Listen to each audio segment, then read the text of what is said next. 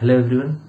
Previous class में हम लोगों ने कंपोनेंट्स कैसे किस टाइप से कैलकुलेट करना था वो देख लिया था। कंपोनेंट्स का मीनिंग देख लिया था हमने, ठीक है ना। कंपोनेंट्स का मीनिंग क्या होता है? Effect. Okay, the effect of A vector in two perpendicular direction, वो हमने कंपोनेंट्स निकाले थे। कोई वेक्टर है ए तो उसका कंपोनेंट था A cos theta and A sine theta. A cos theta किस डायरेक्शन में होगा और ए साइन थीटा किस डायरेक्शन में होगा, ये भी हमने डिस्कस किया था, ठीक है। इसके बाद फिर हमने डिस्कस किया था कि यहाँ पर जो भी हमारा जो इक्विलिब्रियम कंडीशन होगा, उस इक्विलिब्रियम कंडीशन में हम किस टाइप से इक्वल करके फोर्सेस को कैलकुलेट करेंगे, ठीक है, वो हमने एक देखा था। वहीं पर एक इक्विलिब्रियम को कैलकुलेट करने का एक और मेथड होता है, उसको लैमीज थ्योरम बोलते हैं, ठीक है। तो कैसे किस टाइप से लैमीज थ्योरम अप्लाई करते हैं वो देखते हैं अभी। देखिए, जैसे सपोज यहाँ पर कुछ फोर्सेज है, ये हो गया सपोज एक force F1 vector, second force F2 और थर्ड फोर्स हो गया F3, ठीक है। वेक्टर भी ले सकते हैं, A vector, B vector and C vector, एक ही बात है। ये जो फोर्सेज है, इस फोर्स के जस्ट अपोजिट में यहां पर एंगल है सपोज अल्फा, F2 के जस्ट अपोजिट में ये जो एंगल है ये है बीटा, एंड F3 के अपोजिट में ये एंगल है सपोज गामा, ठीक है। तो अगर इस टाइप का कॉन्फ़िगरेशन हमें पता है कि जहां पर 3 वेक्टर्स हैं और फ्रंट में एंगल भी हम कैलकुलेट कर सकते हैं, ठीक है ना। तो उसका फिर हम कैलकुलेट करके यहां पर लिख सकते हैं एक relation that F1 divide by sine of angle in front of the force, force के अपोजिट में क्या एंगल है alpha, equal to F2 divide by sine beta and F3 divide by sine gamma. ये 3 पार्ट्स को हम equal करके कोई भी अननोन फोर्स का वैल्यू कैलकुलेट कर सकते हैं, ठीक है। या अननोन वेक्टर का वैल्यू हम कैलकुलेट कर सकते हैं। एक एग्जांपल लिखें, सपोज यहां पर हमने जैसे डायग्राम बनाया था कि यहां पर एक स्ट्रिंग लगा हुआ था, स्ट्रिंग से हमने वेट को कनेक्ट किया हुआ था इधर, ठीक है। इसी टाइप का एक एग्जांपल ले लेते हैं अगेन। ये वॉल हो गया, रूफ, यहां पर वेट है सपोज m मास ले लेता हूं, mg वेट हो जाएगा, ठीक है।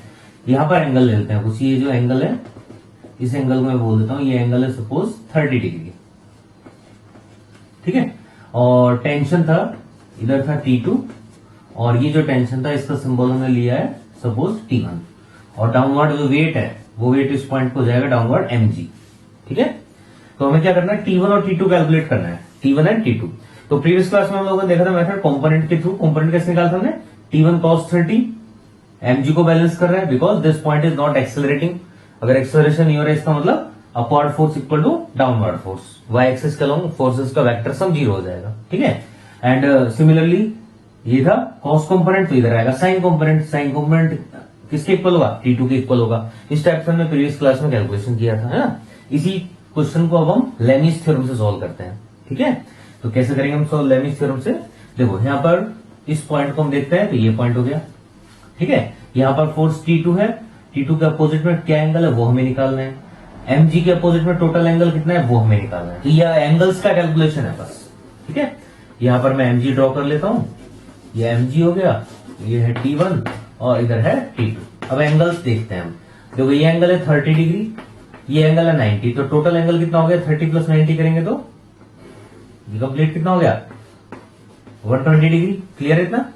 इसी टाइप से ये इधर एंगल है 30 डिग्री, ये 30 है, टोटल ये 90 होता है, 90 माइनस 30 करेंगे तो ये एंगल कितना आएगा, ये 60 आ जाएगा, 60 प्लस 90 करेंगे तो 150 आ जाएगा। तो ये कंप्लीट एंगल हो गया 150 डिग्री, इधर कंप्लीट एंगल, ठीक है। और इधर T2 और mg के बीच में जो एंगल है वो दिख ही रहा है हमें 90 डिग्री।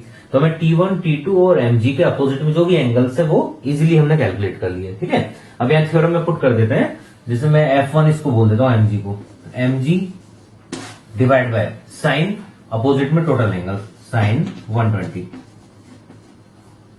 इक्वल टू F2 में इसको बोल देता हूं, है ना, T1 को बोल देते हैं, T1 डिवाइड बाय T1 का अपोजिट में 90 एंगल है sine 90 equal to T2 divide by T2 के अपोजिट में टोटल एंगल 90 प्लस 60 150, ठीक है। इसमें हमें T1 और T2 कैलकुलेट करना है with the help of mg। तो फर्स्ट ऑफ ऑल तो हम इन दोनों को इक्वेट कर देंगे तो उससे T1 आ जाएगा, फिर हम इन दोनों को इक्वेट करेंगे तो T2 आ जाएगा, बस हो जाएगा सोल्व, ठीक है। तो यहाँ पर बस हमें क्या करना होता है, ओनली एंगल्स को कैलकुलेट करना होता है, ठीक है। तो ये 2 मेथड हो गए, फर्स्ट मेथड था कंपोनेंट्स के हेल्प से कैलकुलेट करना, और सेकंड मेथड हो गया डायरेक्ट लैमीज थ्योरम अप्लाई करके सॉल्व कर लेना, ओके। यहाँ पर अब सॉल्व करेंगे, देखो T1 sin 90 कितना होगा 1 हो जाएगा। तो ये जो सॉल्व करके वैल्यू आएगा वही आंसर है हमारा। अब sin 120 डिग्री कितना होगा, sin 120 का मतलब हो गया 180 माइनस 60 डिग्री, यहाँ पर √3/2 आ जाएगा। तो T1 आया, T1 equal to mg divide by √3/2, या हम लिख सकते हैं ट्वाइस mg/√3, ये आंसर आ जाएगा। ठीक है, यहां से हम कंपोनेंट के थ्रू निकालेंगे तो भी यही आंसर आएगा। ओके, जैसे मैं यहाँ पर T1 का अगर कंपोनेंट लू अपवर्ड डायरेक्शन में तो कितना आएगा, T1 cos 30, T1 cos 30 equal to क्या है डाउनवर्ड mg, तो cos 30 √3/2 होता है, डिवाइड करोगे तो क्या हो जाएगा, सेम आंसर आ जाएगा। ठीक है, डिवाइड करोगे तो क्या होगा, सेम आंसर आ जाएगा। ठीक है, क्लियर है ना। चलो नेक्स्ट है T2, कर लो कैलकुलेटर। साइन 150 का मतलब 180 माइनस 30 डिग्री, तो साइन 30 बन जाएगा, साइन क्योंकि सेकंड क्वाड्रेंट में साइन पॉजिटिव होता है। अब ये साइन 30 डिग्री 1/2 है, तो T2 को सोल्व करेंगे, यहां से सोल्व करके mg/2 आ जाएगा। तो दोनों आंसर आ गए हमारे, T1 आ गया और T2 आ गया, mg/2। अब क्या एंगल आंसर जो आएगा वो कोई फिक्स नहीं है, वो एंगल पे डिपेंड करेगा, है ना। इसको हमें मेमोराइज याद नहीं करना है। ठीक है, हमें मेथड को समझना है बस, एंगल डिफरेंट हुए तो आंसर चेंज हो जाएगा। ओके, क्लियर है, लेमीज थ्योरम बोलते हैं इसको, है ना। तो ये नोट डाउन कर लेना फॉर्मूला, ये डायग्राम, ये एग्जांपल लिख लेना बाद में। ठीक है, ओके। चलो अभी इसमें हम लोगों ने जो कंपोनेंट लिए हैं अभी तक, वो कंपोनेंट्स हमने एक ही प्लेन पर लिए हैं। ठीक है ना, देख रहे हो अभी जो कंपोनेंट हम ले रहे हैं वो एक ही प्लेन पर ले रहे हैं हम कंपोनेंट्स। और किसी भी थीटा एंगल पर कंपोनेंट क्या होता है, थीटा एंगल के डायरेक्शन में कंपोनेंट होता है वेक्टर का कॉस थीटा कंपोनेंट। ठीक है, अब अगर हम कंपोनेंट्स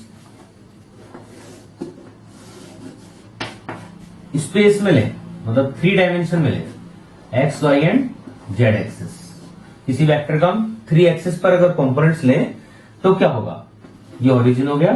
सपोज ये एक वेक्टर है, ए वेक्टर, ये वेक्टर इधर इनसाइड नहीं है, ये वेक्टर है आउटसाइड। ठीक है, मतलब ये जो वेक्टर है ये इस टाइप से स्पेस में है कहीं पर, इसका एक्स कोऑर्डिनेट भी है, वाई भी है, जेड भी है, तीनों कोऑर्डिनेट है इसके प्रेजेंट। ठीक है, यहां पर स्पेस में कोई पॉइंट है, वो ओरिजिन से उसको मिलाएंगे तो ये वेक्टर हो जाएगा। ठीक है, ये जो वेक्टर है, ये वेक्टर का मैं नाम लिख देता हूं, suppose this vector is a vector and the length of this vector is a. Okay, the angle of this vector from the x-axis is given as suppose alpha. This angle is given as alpha. Okay? तो यहां पर इसका component हो जाएगा along x-axis कितना, component along x-axis हो जाएगा a cos alpha। किसी भी थीटा एंगल पर कंपोनेंट होता है cos थीटा कंपोनेंट, और परपेंडिकुलर कंपोनेंट क्या होगा, वो sin थीटा हो जाएगा, है ना। अभी हमें क्या लिखना है, एक्सेस के along देखने बस कंपोनेंट्स। ओके, ये जो सेम वेक्टर है, इस वेक्टर का यहां से जो एंगल है वाई एक्सिस से जो एंगल है वो एंगल है बीटा। तो अब यहां पर सोचोगे कि बीटा तो 90 माइनस अल्फा हो गया, ऐसा नहीं है। ये जो वेक्टर है ये इस प्लेन में नहीं है, इस बार ये वेक्टर इधर है। ठीक है, तो एंगल डिफरेंट भी हो सकता है। अगर ये एक्स वाई प्लेन में होता वेक्टर तो सिंपल है कि अगर ये 30 है तो ये 60 हो जाता, ये अगर 45 है तो ये भी 45, तो अब 90 माइनस करके निकाल लेते, कोई प्रॉब्लम नहीं था। But this vector is now in the space, ये इस प्लेन में प्रेजेंट नहीं है, इधर है। तो इधर से अगर हम देखेंगे तो यहाँ पर जो एंगल्स होंगे, ये एंगल है अल्फा और इधर से जो एंगल है ये है एंगल है बीटा। ठीक है ना, तो ये 90 माइनस से निकाल पाएंगे हम। ओके, और इसी वेक्टर का, ये जो वेक्टर है इसी का जेड एक्सिस से जो कंपोनेंट है और एंगल है वो हम एंगल गामा ले लेंगे। ठीक है, चलो ये एंगल भी ले लेते हैं हम। पहले इधर कंपोनेंट देख लेते हैं, वाई कंपोनेंट कितना आएगा, इधर बीटा एंगल पे कंपोनेंट लेंगे तो वाई एक्सिस के लॉन्ग आ जाएगा ए कॉस बीटा। ओके, सिमिलरली इसी सेम का ये जो वेक्टर है इसका जेड एक्सिस से जो एंगल है वो एंगल है suppose gamma, then the component along z axis will be a cos gamma. तो ये हमने along x axis, along y axis and along z axis इस वेक्टर के कंपोनेंट्स इफेक्ट देखे। ठीक है, कि अगर एक फोर्स हम इस टाइप से इधर 3D में लगाएंगे, 3D में फोर्स लगाएंगे तो वो फोर्स एक्स एक्सिस के अलोंग कितना पुश करेगा, वाई एक्सिस के अलोंग कितना पुश करेगा, और आउटसाइड जेड एक्सिस के अलोंग वो फोर्स कितना पुश करेगा। ठीक है, उस इफेक्ट को क्या बोलते हैं, कंपोनेंट्स बोलते हैं। क्लियर है, इससे पहले हम क्या करते थे, ओनली 2 कंपोनेंट लेते थे जो कि एक प्लेन में होता था, एक्स वाई प्लेन में, वहां पे जेड एक्सिस हम नहीं लेते थे। तो एक्स वाई प्लेन में होने से क्या होता था, ये एंगल अल्फा है तो ये 90 माइनस अल्फा हो जाता था, तो ये ऑटोमेटिक क्या बन जाएगा, साइन बन जाएगा, एक कॉस और एक साइन बन जाता था, है ना। अभी ऐसा नहीं है, यहाँ पर 90 माइनस नहीं होगा एंगल। ओके, चलो अब ये 3 कंपोनेंट हो गए। इसमें अगर हम देखें यहाँ पर इनका सम करें अगर, ax square plus ay square plus az square. तो देखो ये क्या आएगा, इसका अगर सम करेंगे तो A square cos square alpha plus A square cos square beta आएगा। ये कंप्लीट स्टेप आ जाएगा। इसका स्क्वायर करने पे A square cos square alpha plus A square cos square beta plus A square cos square gamma. ठीक है, ये इन सबका सॉल्व करके हम इक्वेशन लिख सकते हैं। ठीक है, अब ये जो वेक्टर है, इस वेक्टर का हमने एक्स एक्सिस पे इफेक्ट देखा, वाई पे देखा और जेड पे देखा। तो क्या हम ऐसे लिख सकते हैं कि जो ए वेक्टर है, ए वेक्टर उसका x component into i cap plus y component into j cap and z component into k cap. क्या ऐसे लिख सकते हैं हम? ठीक है ना, क्योंकि यहां पर इस वेक्टर का एक्स डायरेक्शन में कॉम्पोनेंट जो है उसका डायरेक्शन तो आई कैप होगा ना। ये जो हमने कॉम्पोनेंट लिया, ये कॉम्पोनेंट, इसका डायरेक्शन क्या होगा? आई कैप, ए कॉस अल्फा का। ठीक है, समझ में आ गया? वैल्यू पुट कर देते हैं, ए कॉस अल्फा आई कैप प्लस ए साइन अल्फा कॉस बीटा जे कैप प्लस ए कॉस गामा के कैप। ठीक है, ये हो गया यहां पर ए वेक्टर का कंपोनेंट्स फॉर्मेट में हमने लिख लिया इसको। ठीक है, और हमें ये भी पता है कि जो वेक्टर है इसका लेंथ कितना है? इसका लेंथ ए है। इसका मतलब इस ए वेक्टर का मैग्नीट्यूड कितना है? ए है। तो क्या हम लिख सकते हैं यहां पर magnitude of A vector equal to A. ठीक है, और मैग्नीट्यूड कितना होगा? Root over A X square plus A Y square plus A Z square, है ना। तो यहां पर मैग्नीट्यूड अगर हम देखें तो रूट ओवर ये ए एक्स स्क्वायर ए वाई स्क्वायर ए जेड स्क्वायर किया तो ये आएगा। इसमें देखो ए स्क्वायर कॉमन है तो ए बाहर आ जाएगा, अंदर क्या आएगा? Cos square alpha plus cos square beta plus cos square gamma equal to A से A cancel out. A square था ना अंदर, स्क्वायर रूट से बाहर लेंगे तो ए कॉमन आ जाएगा, ए कैंसिल आउट हो गया। तो यहां पर अल्फा बीटा और गामा का एक रिलेशन आ गया। वो रिलेशन क्या होगा? वो रिलेशन हो जाएगा that cos square alpha plus cos square beta plus cos square gamma equal to 1। तो ये रिलेशन इंपॉर्टेंट है, ये हमें याद रखना। ठीक है, यहां पर अल्फा बीटा गामा क्या है? Alpha beta gamma are the angle of the vectors from x axis y axis and z axis. Okay, clear है इतना? अगर हम बोले कि बताओ कॉस अल्फा क्या होगा, तो कॉस अल्फा क्या होगा? ध्यान से देखो, कॉस अल्फा अगर निकालेंगे तो क्या होगा? एक्स डायरेक्शन में जो कॉम्पोनेंट है डिवाइड बाय टोटल वेक्टर का मैग्नीट्यूड, है ना। ए क्या है? वेक्टर का लेंथ है, डिवाइड करके हम कॉस अल्फा निकाल सकते हैं। कॉस बीटा कैसे निकालेंगे? Y component divide by A, cos gamma Z component divide by A. इस टाइप से हम निकाल के यहां पर पुट भी कर सकते हैं। ठीक है, तो ये रिलेशन नोट डाउन कर लो सब लोग, cos square alpha plus cos square beta plus cos square gamma equal to 1। ठीक है, इसको कर लो नोट डाउन। ठीक है, अभी इसमें यहां पर हम इसी रिलेशन के अकॉर्डिंग साइन का रिलेशन में निकाल सकते हैं। ठीक है, देखिए कॉस स्क्वायर थीटा होता है 1 माइनस साइन स्क्वायर थीटा, तो यहां लिख सकते हैं 1 minus sine square alpha 1 minus sine square beta cos square beta को and 1 minus sine square gamma equal to 1। ये जो वैल्यूज है इसको जब हम शिफ्ट करेंगे then sine square alpha plus sine square beta plus sine square gamma ये equal to हो जाएगा 3 माइनस 1 करेंगे तो 2 आ जाएगा। ये भी एक रिलेशन हमें अगर हो सके तो याद रखना है। अगर कॉस का रिलेशन याद है तो साइन का हम निकाल भी सकते हैं, कोई प्रॉब्लम नहीं है उसमें। ठीक है, क्लियर है इतना? तो कोई भी एक याद कर लो, ये इंपॉर्टेंट तो ये है ना। और ये जो हम लिखा है term cos alpha cos beta cos gamma, इनको बोलते हैं डायरेक्शन कोसाइन। कॉस है ना, कॉस को कॉस साइन बोलते हैं। ठीक है, ये cos alpha cos beta cos gamma, इन सब का नाम क्या है? इन सब का नाम है डायरेक्शन कोसाइन।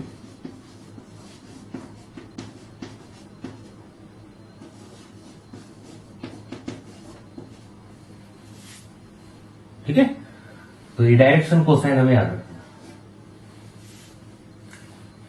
क्लियर? ये रिलेशन हो गया। ठीक है, तो ये कंपोनेंट का 3 डायमेंशन में इफेक्ट देखा था हमने, मतलब किस टाइप से 3 डायमेंशन में कंपोनेंट होंगे किसी वेक्टर के। ओके,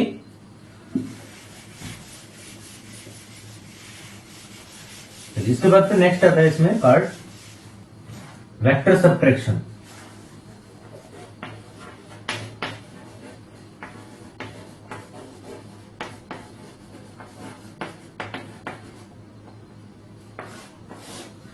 ठीक है, वेक्टर सब्ट्रैक्शन का मतलब हुआ कि दो वेक्टर क्वांटिटीज का जैसे हमने एडिशन किया था, एडिशन में हमने देखा था ट्रायंगल लॉ, ठीक है, तो उसी टाइप से वेक्टर का होता है सब्ट्रैक्शन। अब सब्ट्रैक्शन का मीनिंग क्या है वो देख लेते हैं।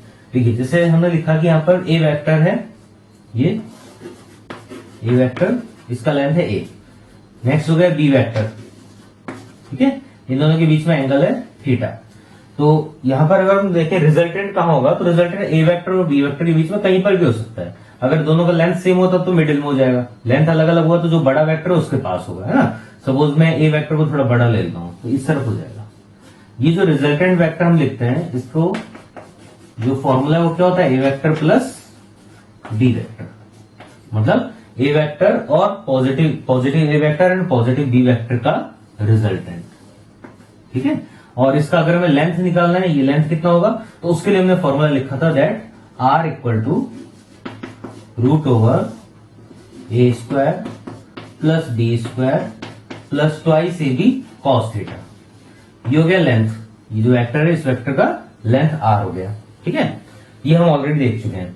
अभी मैं जो बात कर रहा हूं वो बात कर रहा हूं मैं सपोज वाई वेक्टर के बारे में। वाई वेक्टर क्या है, a vector minus B vector, ठीक है।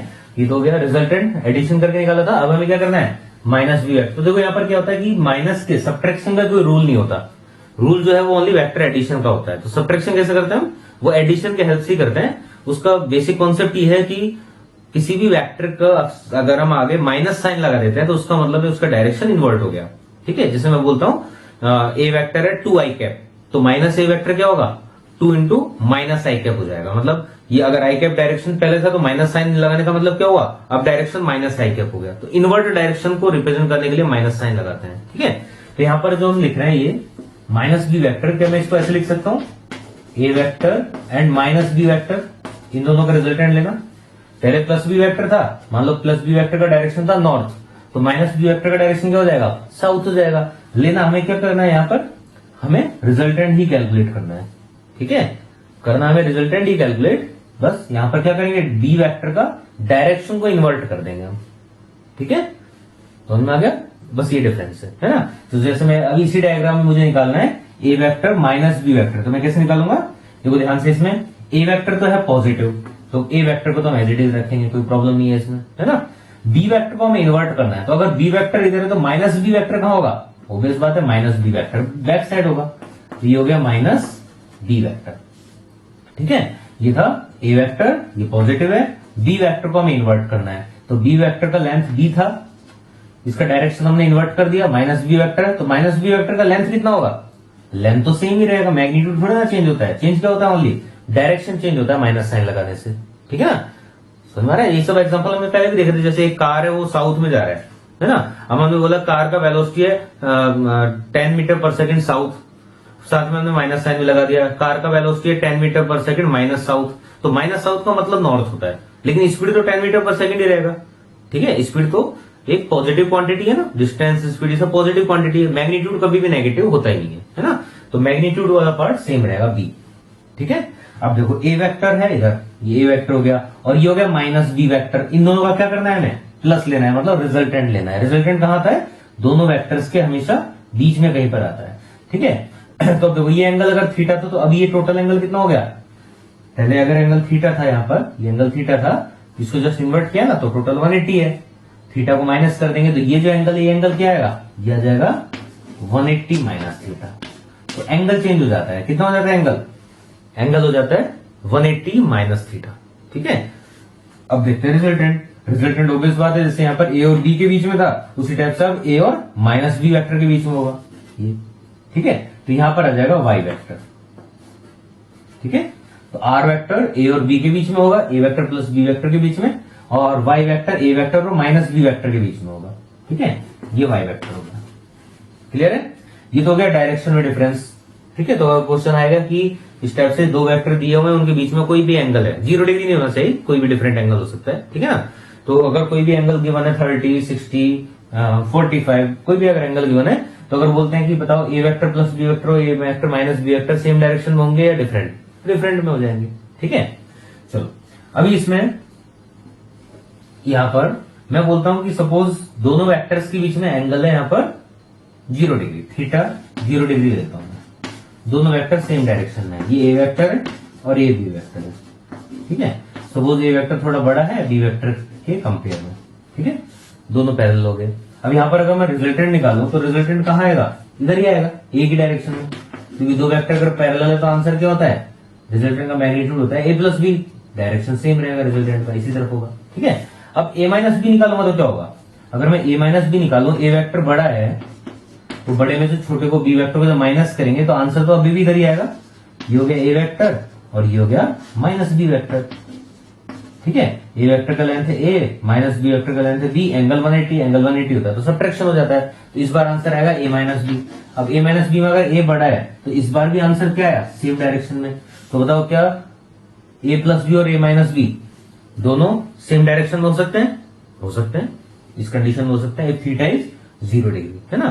तो ये एक टाइप का स्पेशल केस हो गया, if theta is 0 degree then a vector plus B vector and a vector minus B vector can have same direction. Can क्यों, क्योंकि यहां पर देखो अगर बी वेक्टर बड़ा होता तो क्या होता, तब तो रिजल्टेंट इस तरफ हो जाता ना, तो डायरेक्शन इन्वर्ट हो जाता अपोजिट डायरेक्शन, ठीक है। तो इसलिए हमें ये लिखना है कि कैन बी, कैन का मतलब हो सकता है, मतलब, है ना, ठीक है, if a greater than B.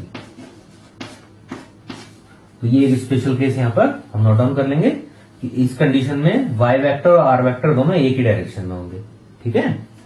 चलो अब y वेक्टर का मैग्नीट्यूड और निकालते हैं। जैसे यहां पर r वेक्टर का लेंथ कितना था, √a² plus b² plus 2ab cos theta, उसी टाइप से y वेक्टर का लेंथ कितना होगा वो भी देख लेते हैं, है ना।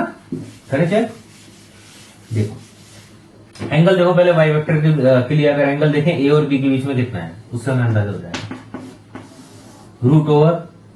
√a वेक्टर का मैग्नीट्यूड का square plus minus B vector का लेंथ का स्क्वायर, तो लेंथ तो पॉजिटिव ही होता है, प्लस 2ab cos, बताओ क्या आएगा एंगल, यहां पर एंगल ये कितना होगा, थीटा होगा या 180 माइनस थीटा, 180 माइनस थीटा, तो इस बार जो एंगल है वो क्या है 180 माइनस थीटा, और 180 माइनस थीटा अगर हम करते हैं कॉस में तो कॉस सेकंड क्वाड्रेंट में नेगेटिव होता है तो माइनस कॉस थीटा बन जाएगा, ठीक है।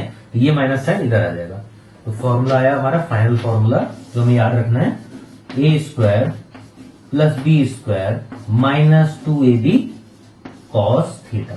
थीटा क्या है यहां पर, थीटा है angle between a and b vector, theta क्या है, theta is angle between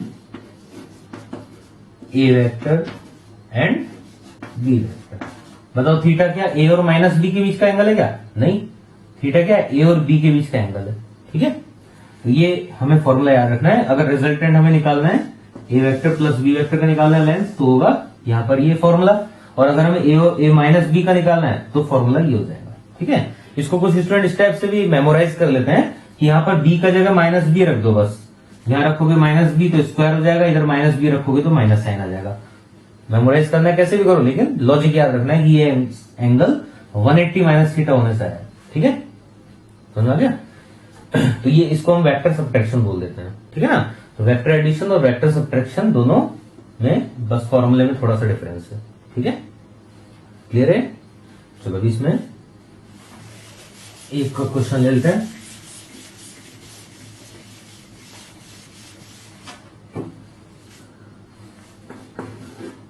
if a vector का magnitude equal to b vector का मैग्नीट्यूड, दो वेक्टर है ए और बी, उनका मैग्नीट्यूड सेम है, दोनों का मैग्नीट्यूड सेम है, सपोज ए, ठीक है। तो इस कंडीशन में हमें ए प्लस बी और ए माइनस बी के बीच में एंगल कैलकुलेट करना है, ठीक है। देन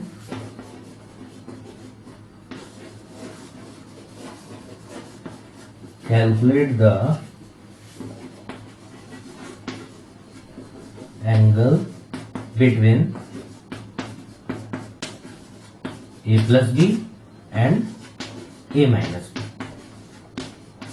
इन दोनों के बीच में एंगल क्या होगा, है ना, ये हमें सोचना है, ठीक है।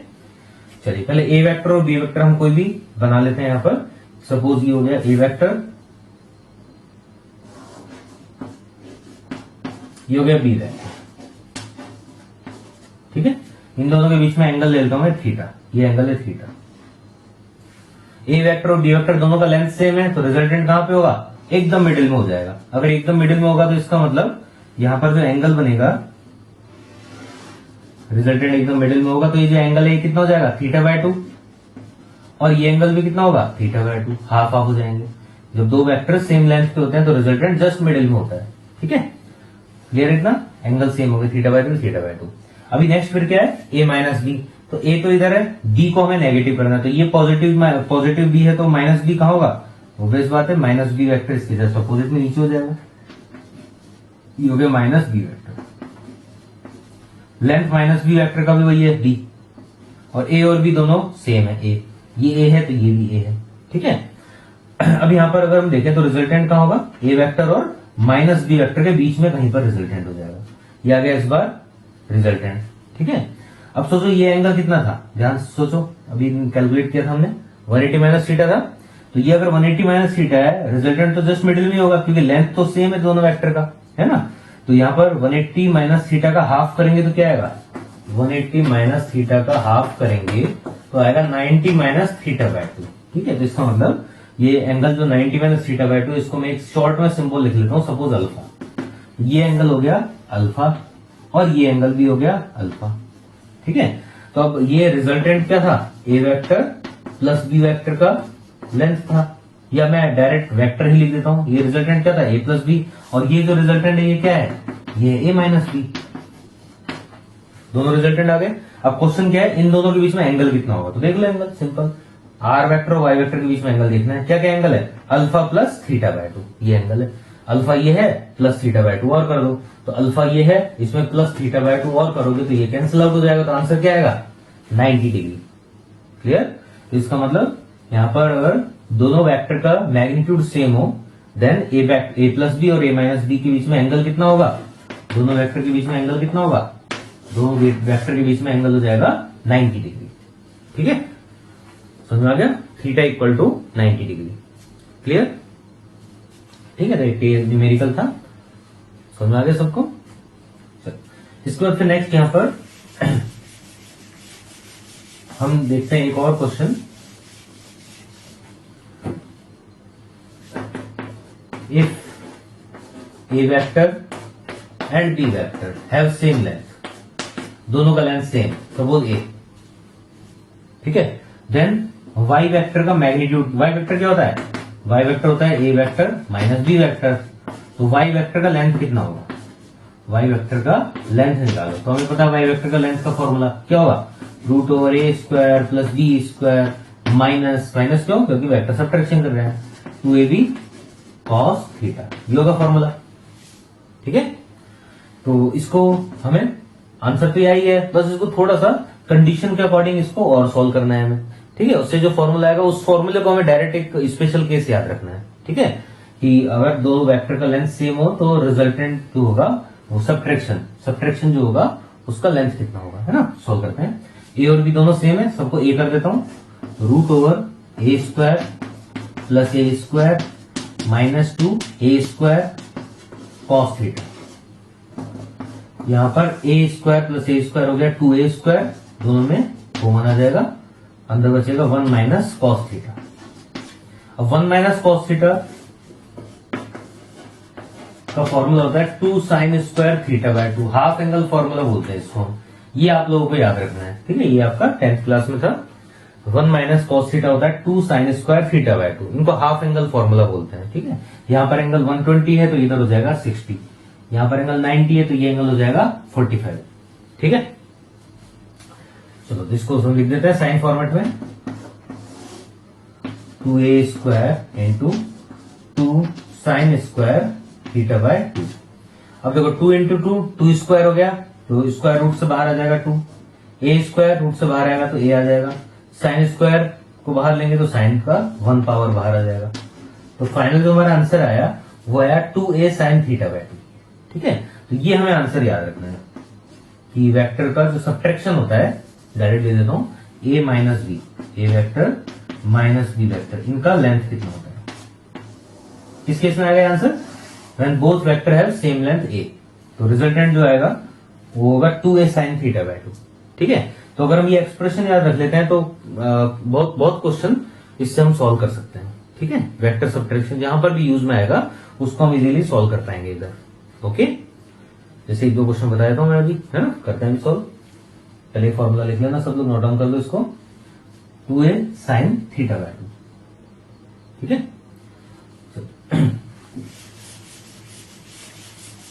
वॉच देखा होगा सबने। वॉच में जो नीडल होता है, सेकंड का नीडल, मिनट का नीडल, वो क्या एक ही स्पीड से रोटेट होता है या उसका स्पीड इंक्रीज डिक्रीज होता है? वॉच के अंदर, घड़ी के अंदर, घड़ी के अंदर ये जो नीडल है, सेकंड का नीडल लेते हैं अपन, इसका स्पीड तो कांस्टेंट होता है ना।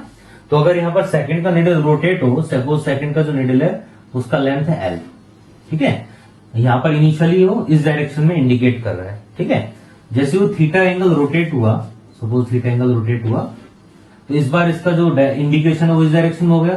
सपोज इनिशियल डायरेक्शन है, पोजीशन वेक्टर है r1 वेक्टर और फाइनल पोजीशन वेक्टर है r2 वेक्टर। तो हमें निकालना है change in the position vector. ठीक है, क्वेश्चन क्या है? क्वेश्चन है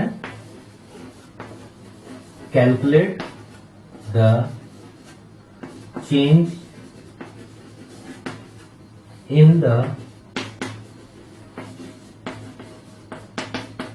पोजीशन वेक्टर ऑफ सेकंड,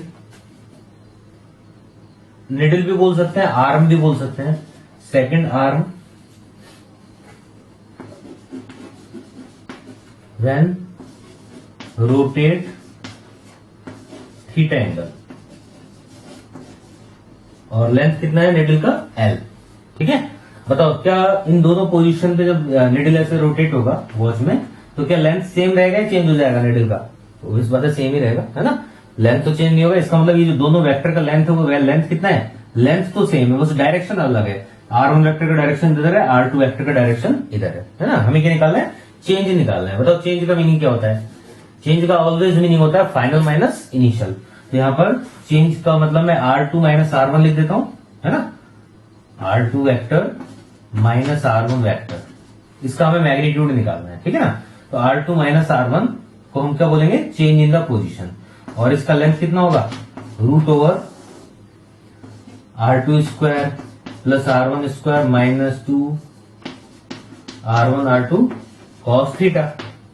ठीक है, और क्या r1 और r2 का लेंथ सेम है? r1 और r2 का मैग्नीट्यूड हाँ सेम है, कितना है? l। तो अगर दोनों लेंथ सेम है तो सब्ट्रैक्शन करते हैं तो क्या कैसे करेंगे हम? डायरेक्टली तो फॉर्मूला अभी लिखा था, क्या था फॉर्मूला? आंसर आया था 2a sin थीटा बाय 2, ये था ना आंसर। ए क्या था वहां पर? वेक्टर का लेंथ था, यहाँ पर वेक्टर का लेंथ देखो कितना है? l है। तो डायरेक्ट मैं आंसर लिख देता हूँ 2l sin थीटा बाय 2, क्योंकि मैं ऑलरेडी डिराइव कर चुका हूँ, बार बार डिराइव करने का जरूरत ही नहीं है, याद रख लो एक्सप्रेशन, है ना। और फाइनल माइनस इनिशियल को डेल्टा सिंबल से हम रिप्रेजेंट कर सकते हैं शॉर्ट में लिखने के लिए। ठीक है, तो पोजीशन वेक्टर का यहाँ पर चेंज कितना होगा? कितना होगा? 2l sin theta by 2। ठीक है, और थीटा क्या है यहाँ पर? Total angle travel by the arm या निडल भी बोल सकते हैं हम, है ना। जैसे एक क्वेश्चन आ गया, मान लो ये तो फॉर्मूला हो गया, ठीक है, अप्रोच हो गया कि किस टाइप से हमने वो जो डेरिवेशन था उसको यहाँ पर यूज में ले लिया, है ना। अब क्वेश्चन क्या आएगा? क्वेश्चन आएगा कि सपोज ये जो सेकंड का निडल है ये 12 से 3 पे आ गया, तो कैलकुलेट करो कितना चेंज इन पोजीशन हुआ, मैग्नीट्यूड निकालो। तो 12 से अगर ये 3 पे आ गया, सपोज ये 3 है ना, 12 से 3 पे अगर ये आ गया तो बताओ एंगल कितना चला टोटल? 90 डिग्री। अगर एंगल 90 चला तो आंसर क्या आएगा? साइन 90 बाय 2 करोगे तो 45, साइन 45 1 बाय रूट 2, तो आंसर आ जाएगा l बाय रूट 2। थीटा अगर 90 डिग्री है तो डेल्टा r का मैग्नीट्यूड कितना होगा? Twice l into 1 by root 2। Solve करेंगे तो l बाय रूट 2 आंसर आ जाएगा। ठीक है, ये हो गया चेंज इन पोजीशन वेक्टर का लेंथ मैग्नीट्यूड। ठीक है, कर लोगे क्वेश्चन इस टाइप के। इसी टाइप से अगर निडल रोटेट होकर 12 से 6 पे आ जाती है तब क्या होगा? टोटल एंगल बनेगा 180, 180 बाय 2 करेंगे तो हो जाएगा 90, साइन 90 हो गया 1, तो 2l आंसर आ जाएगा। ठीक है, क्लियर है इतना? तो ये वेक्टर सब्ट्रैक्शन हेल्प से कर सकते हैं, है ना। तो इसी में एक और क्वेश्चन लेता हूं, सेम वॉच बना हुआ है। देखो ये जो टिप है, ये जो टिप है ना, ये पॉइंट जब निडल रोटेट होगा तो ये जो पॉइंट है इसका वेलोसिटी इस पॉइंट पे सपोज v1, ठीक है, v1 तो हो गया वेलोसिटी, स्पीड इस पॉइंट पे और इस पॉइंट पे सेम होगा, स्पीड ही अलग अलग होगा, डायरेक्शन तो डिफरेंट होगा। इस पॉइंट पे अगर हम देखेंगे तो टिप जो है, टिप है ना, सर्कल में रोटेशन होगा, तो ये जो टिप है, टिप का जो वेलोसिटी वेक्टर है वो इधर होगा, v1 वेक्टर इधर होगा, और इस पॉइंट पे देखेंगे तो v2 वेक्टर नीचे हो जाएगा, ये होगा v2 वेक्टर। ठीक है। तो v1 वेक्टर और v2 वेक्टर दोनों वेक्टर डिफरेंट डिफरेंट डायरेक्शन में होंगे, बट मैं क्या पूछ रहा हूं, मैं पूछ रहा हूं कि यहां पर दोनों पॉइंट पर जो स्पीड है, निडल का जो स्पीड है वो सेम रहेगा या एक्सेलरेट या रिटार्डेशन होता है घड़ी के अंदर? सेम रहता है, कांस्टेंट स्पीड से रोटेट होता है ऑलवेज वॉच में जो निडल है, ठीक है। तो इसका मतलब v1 और v2 वेक्टर का लेंथ सेम है यहाँ पर, है ना। क्या कह सकते हैं हम यहाँ पर, v1 वेक्टर का magnitude equal to v2 vector का मैग्नीट्यूड। कितना ले, v0 ले लेता हूं या v ले लेता हूं, ठीक है। स्पीड कांस्टेंट है, क्लियर है इतना। चलो, तो स्पीड v से यहां पर निडल रोटेट हो रहा है ऐसा, ठीक है। निडल ने थीटा एंगल रोटेट किया टोटल, तो जब नीडल थीटा एंगल रोटेट करेगा तो चेंज इन वेलोसिटी कितना होगा? क्वेश्चन क्या है इस बार, calculate the change in the velocity vector. Position की जगह क्या लिख रहा हूं मैं, पोजीशन की जगह लिख रहा हूं वेलोसिटी। वेलोसिटी वेक्टर में कितना चेंज होगा उसका लेंथ निकालना है, मैग्नीट्यूड निकालना है, ठीक है। तो यहां पर हम R2 माइनस R1 की जगह क्या कर देंगे, V2 माइनस V1 कर देंगे। सॉल्व करेंगे तो इधर V2 और V1 आ जाएगा। सबको आंसर समझ में आ गया होगा क्या आने वाला है ना? क्या आएगा फाइनल आंसर, 2V, क्योंकि V1 और V2 दोनों सेम है, कितना है V, तो 2V साइन थीटा बाय 2, ये आंसर हो गया। चेंज इन वेलोसिटी का मैग्नीट्यूड कितना होगा, 2V साइन थीटा बाय 2, ठीक है। एंगल पुट कर देना बस, आंसर आ जाएगा, ठीक है। तो ये दो टाइप के क्वेश्चन वॉच के जो बनता है वो वेक्टर सब्ट्रैक्शन के बेसिस पे बनता है। क्लियर हो गया सबको?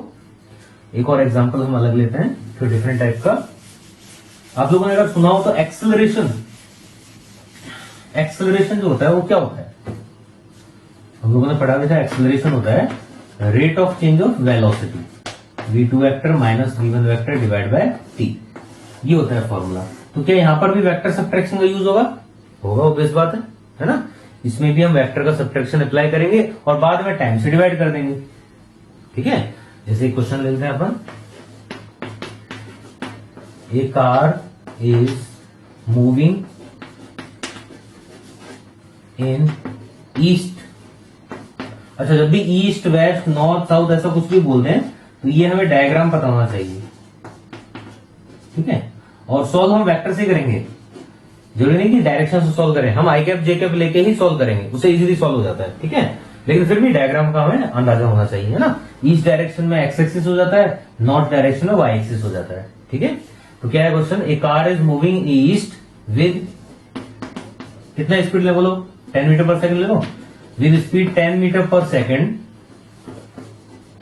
टर्न इन 2 सेकंड टूवर्ड्स, कहां घूमे बताओ, बोलो किस तरफ घूमे? पहले ईस्ट में जा रहे थे, नॉर्थ में घूम जाए, साउथ में, कहीं भी घूम सकते हैं, नॉर्थ में, towards north with same speed. Speed में कोई चेंज नहीं किया, सेम स्पीड से बस टर्निंग कर दिया। विद सेम स्पीड क्या हुआ, कार पहले इधर से आ रहा था ईस्ट में, अब टर्न हो गया नॉर्थ में, 2 सेकंड लगा टर्न होने में टाइम, और जो स्पीड है वो सेम है, पहले भी 10 मीटर पर सेकंड, अभी भी 10 मीटर पर सेकंड, है ना। तो क्वेश्चन क्या है, calculate the acceleration, calculate A, acceleration बताओ कितना हुआ, ठीक है। चलो वेक्टर मेथड से करते हैं इसको सॉल्व। ईस्ट डायरेक्शन, ये जो डायरेक्शन है ये क्या है हमारे लिए, ये डायरेक्शन हमारे लिए है एक्स एक्सिस, और ये डायरेक्शन हमारे लिए क्या है, ये वाई एक्सिस है। तो इनिशियल जो वेलोसिटी है v1 वेक्टर वो क्या होगा, वो हो गया 10 I cap, clear. Final velocity क्या होगा, फाइनल वेलोसिटी हो जाएगा 10 जे कैप।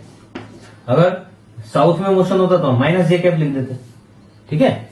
दोनों आगे, दोनों को पुट करो, आंसर आ जाएगा, एक्सेलरेशन आया। अब इसमें देखो क्या होता है, अगर हमें वेक्टर का नॉलेज नहीं है तो हम क्या बोलेंगे आंसर, हम बोलेंगे पहले भी स्पीड 10 था, अभी भी 10 है, तो 10 माइनस 10 तो 0, एक्सेलरेशन वही 0 हो गया। लेकिन हमें याद क्या रखना है, these are not speed, these are velocities, ये सब क्या है वेक्टर, ठीक है। वेक्टर में अगर डायरेक्शन भी चेंज हो रहा है तो वेक्टर चेंज हो जाता है, ठीक है ना। ओनली मैग्नीट्यूड पे डिपेंड नहीं करता, डायरेक्शन पर भी डिपेंड करता है वेक्टर, ठीक है। तो यहाँ पर क्योंकि डायरेक्शन तो हो गया ना चेंज, तो डायरेक्शन चेंज हो गया मतलब वेक्टर चेंज हो गया, और अगर वेक्टर चेंज हो चुका है तो एक्सेलरेशन होगा, 0 नहीं आएगा आंसर, है ना। चलो दोनों वैल्यू पुट कर देते हैं इधर, तो ये आ गया 10 J cap minus 10 I cap divide by time, time है 2 सेकेंड, ये पुट कर दिया हमने, ठीक है। जब डिवाइड किया तो हमारा फाइनल आंसर आया 5 जे कैप माइनस 5 आई कैप, आंसर एक्सेलरेशन वेक्टर, ठीक है, क्लियर। चलो अब देखो इसमें ध्यान से, ये जो एक्सेलरेशन वेक्टर है इसका मैग्नीट्यूड निकालना है हमें। तो हमें पता है कि वेक्टर का मैग्नीट्यूड कैसे निकाला जाता है, रूट ओवर जे कैप के कोएफिशिएंट का स्क्वायर प्लस आई कैप के, तो 5 स्क्वायर प्लस 5 स्क्वायर कर देंगे तो पता है ये सबको 25 प्लस 25 50, तो 5√2 आंसर आ गया, 5√2 मीटर पर सेकंड स्क्वायर। तो आंसर तो आ गया। डायरेक्शन इंपॉर्टेंट है, डायरेक्शन क्या है, जे कैप माइनस आई कैप। अब यहां पर हम क्वेश्चन को इधर नहीं छोड़ सकते, बिकॉज क्वेश्चन में हमें क्या दिया था, नॉर्थ साउथ ईस्ट वेस्ट दिया था। आई कैप जे कैप तो हमने अपने इजीनेस के लिए एज्यूम किया हुआ है ना। क्वेश्चन में नहीं गिवन था ना आई कैप जे कैप, ये तो हमने एज्यूम किया है कि हम ईस्ट को ले लेते हैं एक्स एक्सिस, नॉर्थ को ले लेते हैं वाई एक्सिस, उससे क्वेश्चन इजीली सॉल्व हो जाएगा आराम से, है ना। तो हमें आंसर जो है वो इसी डायरेक्शन में बताना पड़ेगा, नॉर्थ साउथ ईस्ट वेस्ट, है ना। तो देखो 5 जे कैप तो पॉजिटिव है और आई कैप नेगेटिव है। जे कैप पॉजिटिव किधर होगा, जे कैप पॉजिटिव इधर होगा, मतलब नॉर्थ, ठीक है। और आई कैप नेगेटिव किधर होगा, आई कैप नेगेटिव किधर होगा, इधर तो प्लस आई कैप है, इधर होगा माइनस आई कैप, मतलब वेस्ट में होगा। तो ये जो वेक्टर है ये क्या है, एक है वेक्टर नॉर्थ और एक वेस्ट, तो रिजल्टेंट कहां होगा, बीच में होगा। तो आंसर क्या आएगा हमारा, नॉर्थ वेस्ट आ जाएगा आंसर। तो 5√2 मीटर पर सेकंड स्क्वायर नॉर्थ वेस्ट। जब एंगल जब एकदम मिडिल में होता है तो हम डायरेक्ट एंगल लिख देते हैं, 45 डिग्री लिखने का जरूरत नहीं होता, है ना, क्योंकि दोनों वेक्टर का लेंथ कितना है, सेम है 10। दो वेक्टर है उनका लेंथ अगर सेम है तो रिजल्टेंट कहां होगा, जस्ट मिडिल में होगा, ठीक है ना। तो कंप्लीट आंसर क्या है, 5√2 मीटर पर सेकंड स्क्वायर नॉर्थ वेस्ट, ठीक है। तो ये हो गया वेक्टर मेथड। इस वेक्टर मेथड से हम इजीली क्वेश्चन को सॉल्व कर सकते हैं, ठीक है। चलो एक तो ये मेथड हो गया, है ना। दूसरा, अगर हम वेक्टर मेथड से ना करना चाहें, ठीक है, हमारा मन नहीं है, हम चाहते हैं डायरेक्ट करना, ठीक है, तब कैसे करें।